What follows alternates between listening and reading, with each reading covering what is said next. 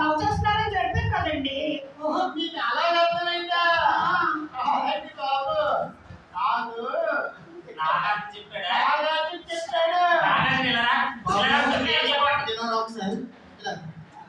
ఏం చెప్పాను?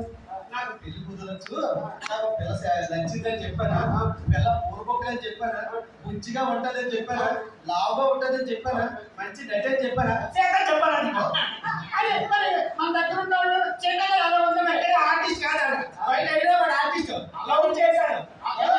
నాకు తెలుసా బాధ్యత బాధ్యత కొడితే కొట్టింది కానీ ఎవరి మీద ఎవరికి లవ్వుతుంటే అర్థమైంది.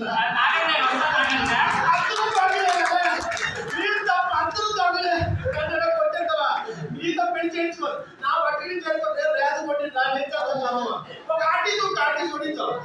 ఆవిడ వేసండి ఆవిడ లవ్ చేసేది చెప్పాలి.